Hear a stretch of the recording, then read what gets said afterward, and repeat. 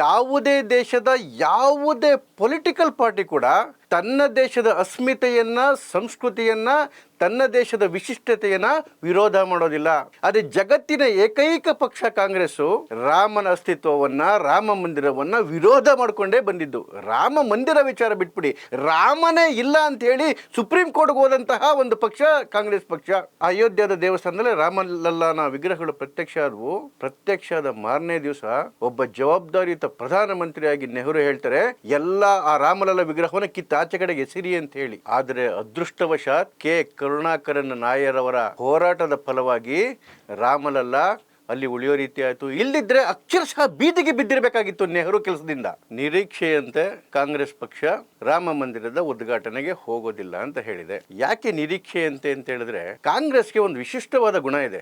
ಇಡೀ ಜಗತ್ತಿನ ಯಾವುದೇ ದೇಶದ ಯಾವುದೇ ಪೊಲಿಟಿಕಲ್ ಪಾರ್ಟಿ ಕೂಡ ತನ್ನ ದೇಶದ ಅಸ್ಮಿತೆಯನ್ನ, ಸಂಸ್ಕೃತಿಯನ್ನ, ತನ್ನ ದೇಶದ ವಿಶಿಷ್ಟತೆಯನ್ನ ವಿರೋಧ ಮಾಡೋದಿಲ್ಲ. ಅದೇ ಜಗತ್ತಿನ ಏಕೈಕ ಪಕ್ಷ ಕಾಂಗ್ರೆಸ್ಸು ಅದು ತನ್ನ ದೇಶದ ಸಂಸ್ಕೃತಿ, ಧರ್ಮ, ಇತಿಹಾಸ ಎಲ್ಲವನ್ನ ವಿರೋಧ ಮಾಡುತ್ತೆ. ಅದರ ಮುಂದುವರೆದ ಭಾಗನೇ ಇದು ಅಲ್ಲ.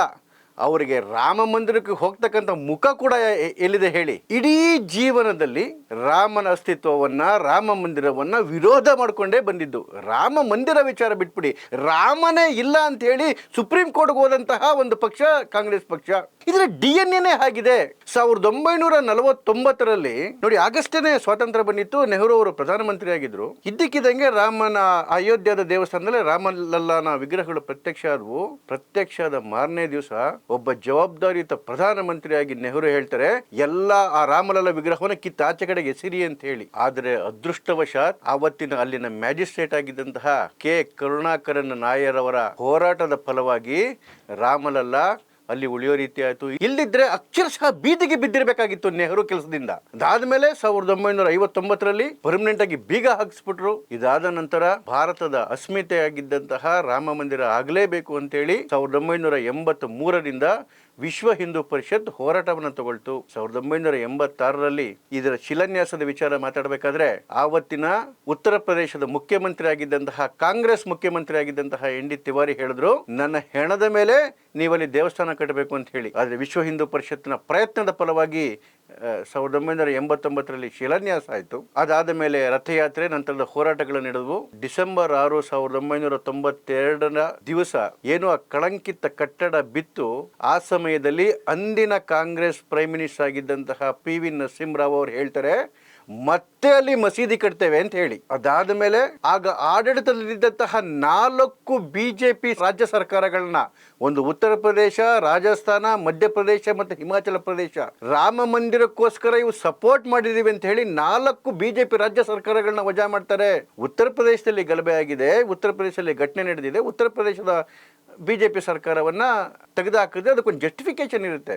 ಆದರೆ ರಾಜಸ್ಥಾನದ BJP ಸರ್ಕಾರ ಏನು ತಪ್ಪು ಮಾಡಿತ್ತು, ಹಿಮಾಚಲ ಪ್ರದೇಶದ ಏನು ತಪ್ಪು ಮಾಡಿತ್ತು, ಮಧ್ಯಪ್ರದೇಶದ BJP ಸರ್ಕಾರ ಏನು ತಪ್ಪು ಮಾಡಿತ್ತು? ಕಾಂಗ್ರೆಸ್ನ ದ್ವೇಷದ ರಾಜಕಾರಣಕ್ಕೆ ಈ BJP ಸರ್ಕಾರಗಳು ಬಲಿಯಾಗಬೇಕಾಯ್ತು. ಅದಾದ ಮೇಲೆ ರಾಮ ಅಂತಕ್ಕಂಥದ್ದೇ ಸುಳ್ಳು, ರಾಮನೇ ಇರಲಿಲ್ಲ, ರಾಮ ಕೇವಲ ಊಹೆ ಅಂತೇಳಿ ಇದೇ ಕಾಂಗ್ರೆಸ್ ಸರ್ಕಾರ ಸುಪ್ರೀಂ ಕೋರ್ಟ್ಗೆ ಅಫಿಡವಿಟ್ ಹಾಕುತ್ತೆ. ಅಯೋಧ್ಯೆಯ ರಾಮ ಮಂದಿರದ ವಿಚಾರ ಬಂದಾಗ ಇದೇ ಕಾಂಗ್ರೆಸ್ ಪಕ್ಷ 21 ಜನ ದೇಶದ ಪ್ರಖ್ಯಾತ ಲಾಯರ್ಗಳನ್ನ ನೇಮಿಸಿ ಅಲ್ಲಿ ರಾಮ ಮಂದಿರ ಆಗಬಾರ್ದು ಅಂತ ಹೇಳಿ ಸುಪ್ರೀಂ ಕೋರ್ಟ್ ಅಲ್ಲಿ ಹೋರಾಟ ಮಾಡುತ್ತೆ. ರಾಮ ಮಂದಿರದ ತೀರ್ಪು ಬರೋ ಸಮಯದಲ್ಲಿ ಕಾಂಗ್ರೆಸ್ನ ಕಪಿಲ್ ಸಿಬಲ್ ಈ ತೀರ್ಪನ್ನು ಮುಂದೆ ಹಾಕಿ ಅಂತ ಹೇಳ್ತಾರೆ.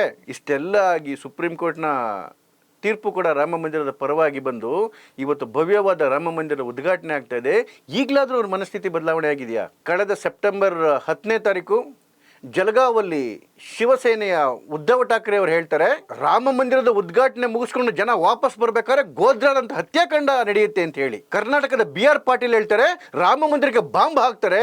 ಮೊನ್ನೆ ಹರಿಪ್ರಸಾದ್ ಅವರು ಹೇಳ್ತಾರೆ, ಉದ್ಘಾಟನೆ ಮುಗಿಸ್ಕೊಂಡು ವಾಪಸ್ ಬರ್ಬೇಕಾದ್ರೆ ಮತ್ತೆ ಗೋಧ್ರಾದ ಹತ್ಯಾಕಾಂಡ ನಡೆಯುತ್ತೆ ಅಂತ ಹೇಳಿ. ಅಂದ್ರೆ ಜನರನ್ನ ಹೆದರ್ಸ್ತಕ್ಕಂತ ಕೆಲಸ ಮಾಡ್ತಾ ಇದ್ದಾರೆ, ನೀವ್ಯಾರು ಅಲ್ಲಿ ಹೋಗ್ಬೇಡಿ ಅಂತ ಹೇಳಿ. ಸುಪ್ರೀಂ ಕೋರ್ಟ್ ಸ್ಪಷ್ಟ ನಿರ್ದೇಶನ ಆದ್ಮೇಲೆ ರಾಮ ಮಂದಿರ ನಿರ್ಮಾಣ ಆಗ್ತಾ ಇದೆ. ಇವತ್ತಿನ ಮುಖ್ಯಮಂತ್ರಿಗಳಂತಹ ಸಿದ್ದರಾಮಯ್ಯನವರು ಹೇಳ್ತಾರೆ, ಈಗಲೂ ಕೂಡ ಅದು ವಿವಾದಿತ ಪ್ರದೇಶ ಅಂತ ಹೇಳಿ. ಇಷ್ಟು ಹಿಂದೂ ದ್ವೇಷವನ್ನ, ಇಷ್ಟು ರಾಮ ದ್ವೇಷವನ್ನ ಕಣದಲ್ಲೂ ತುಂಬಿಕೊಂಡಿರ್ತಕ್ಕಂತಹ ಕಾಂಗ್ರೆಸ್ ಪಕ್ಷ ಯಾವತ್ತೂ ಕೂಡ ರಾಮ ಮಂದಿರ ಆಗಲೇಬಾರದು ಅಂತೇಳಿ ಪಣ ತೊಟ್ಟಿತ್ತು. ಆದರೆ ಜಗತ್ತಿನ ಪ್ರಾರ್ಥನೆಗೆ ಹೋಗೊಟ್ಟು ಇವತ್ತು ಅದ್ಭುತವಾದಂತಹ ರಾಮ ಮಂದಿರ ನಿರ್ಮಾಣ ಆಗ್ತಾ ಇದೆ. ಅದರ ಉದ್ಘಾಟನೆ ಕೂಡ ಆಗ್ತಾ ಇದೆ. ಇಡೀ ದೇಶದ ಜನ ಹಳ್ಳಿಗಳಲ್ಲಿ ಗಲ್ಲಿಗಳಲ್ಲಿ ಇಡೀ ದೇಶದಲ್ಲಿ ಇವತ್ತು ಸಂಭ್ರಮ ಮನೆ ಮಾಡಿದೆ. ನೀವು ಯಾವುದೇ ಟಿವಿ ಚಾನಲ್ ನೋಡಿ, ಯಾವುದೇ ನ್ಯೂಸ್ ಚಾನಲ್ ನೋಡಿ, ಬರೀ ರಾಮ ಮಂದಿರದ ವಿಚಾರ. ಆ ಮೀಡಿಯಾಗಳು ಕೂಡ ತಲುಪಲೇ ಆಗದೇ ಇರತಕ್ಕಂತಹ ಭಾಗಗಳಲ್ಲಿ ತಲುಪದೇ ಇರತಕ್ಕಂತಹ ಏನು ಜನಮಾನಸದಲ್ಲಿ ಇವತ್ತು ಸಂಭ್ರಮ ಮುಗಿಲು ಮುಟ್ಟಿದೆ. ಕೇವಲ ಭಾರತದಲ್ಲಷ್ಟೇ ಅಲ್ಲ, ಇಡೀ ಜಗತ್ತಿನಲ್ಲಿ ಎಲ್ಲ ಕಡೆನೂ ಕೂಡ ಕೇವಲ ಕ್ರೈಸ್ತ ಮಾತ್ರ ಗೊತ್ತಿತ್ತು, ಕೇವಲ ಅಲ್ಲಾ ಮಾತ್ರ ಗೊತ್ತಿತ್ತು. ಈ ರಾಮ ಅಂತ ಒಂದು ದೇವರಿದೆ ಅಂತೇಳಿ ಎಲ್ಲ ಕಡೆ ಚರ್ಚೆ ಶುರುವಾಗಿ ಹೋಗಿದೆ. ರಾಮ ಮಂದಿರಕ್ಕೆ ಹೋಗಬೇಕು ಅಂತೇಳಿ ಎಲ್ಲ ವಿದೇಶಿಯರು ಕೂಡ ಇವತ್ತು ಟೊಂಕ ಕಟ್ಟಿ ನಿಂತಿದ್ದಾರೆ. ದೇಶದ ಯಾವುದೇ ಟ್ರೈನ್ ರಿಸರ್ವೇಶನ್ ಕೂಡ ಉಳಿದಿಲ್ಲ, ಯಾವುದೇ ಭಾಗದ ರಿಸರ್ವೇಶನ್ ಕೂಡ ಆ ಭಾಗಕ್ಕೆ ಉಳಿದಿಲ್ಲ. ಅವತ್ತು ಪ್ರಧಾನಮಂತ್ರಿ ಅವರು ಬರ್ತಾರೆ, ಅವತ್ತು ಯಾರು ಬರೋದು ಬೇಡ ಅಂತ ಹೇಳಿ ಶ್ರೀರಾಮ ಮಂದಿರ ಟ್ರಸ್ಟ್ ಜನರ ರಿಕ್ವೆಸ್ಟ್ ಮಾಡಿದ್ಮೇಲೂ ಕೂಡ ಜನಕ್ಕೆ ಯಾವ ತರ ಹುಚ್ಚಿಡಿದಿದೆ ಅಂತ ಹೇಳಿದ್ರೆ, ನಾವು ಆ ದಿವಸ ಅಲ್ಲಿ ಇದ್ರೆ ಸಾಕು, ಅಲ್ಲಿ ದೇವಸ್ಥಾನದ ಹತ್ರ ಹೋಗ್ದಿದ್ರು ಕೂಡ ಎಲ್ಲ ಒಂದ್ ಕಡೆ ಇದ್ರೆ ಸಾಕು, ನಮ್ಮ ಜೀವನ ಪಾವನ ಅಂತಕ್ಕಂಥದ್ದು IIT ಜನರ ಒಂದು ಟ್ರೂಪ್ ಹೇಳಿರ್ತಕ್ಕಂಥ ಮಾತಿದು. ಇವತ್ತು ಇಡೀ ಜಗತ್ತು ಹೊಸ ಉತ್ಸಾಹದಿಂದ ರಾಮ ಮಂದಿರದ ಉದ್ಘಾಟನೆ ಕಡೆಗೆ ಎದುರು ನೋಡ್ತಾ ಇದೆ. ಆದರೆ ಇದೇ ದುಷ್ಟ ಬುದ್ಧಿಯ ಹಿಂದೂ ವಿರೋಧಿ ಕಾಂಗ್ರೆಸ್ ವಿಲಿ ಒದ್ದಾಡ್ತಾ ಇದೆ. ರಾಮ ಮಂದಿರದ ಉದ್ಘಾಟನೆಗೆ ಹೋಗಬಾರದು ಅಂತ ಕಾಂಗ್ರೆಸ್ ತೀರ್ಮಾನ ಮಾಡಿದ್ಮೇಲೆ ಎಷ್ಟೋ ಟಿವಿ ಚಾನೆಲ್ಗಳಲ್ಲಿ ಡಿಬೇಟ್ ಬರ್ತಾ ಇದೆ. ಮುಸಲ್ಮಾನ್ ವಿದ್ವಾಂಸಗಳು ಕೂಡ ಬರ್ತಾ ಇದ್ದಾರೆ. ಎಲ್ಲರೂ ಒಕ್ಕೋರ್ಲಿಂದ ಹೇಳ್ತಾ ಇದ್ದಾರೆ, ಕಾಂಗ್ರೆಸ್ ಮಾಡಿದ್ದು ತಪ್ಪು, ನಾವ್ಯಾರು ರಾಮ ಮಂದಿರದ ವಿರೋಧಿಗಳಲ್ಲ.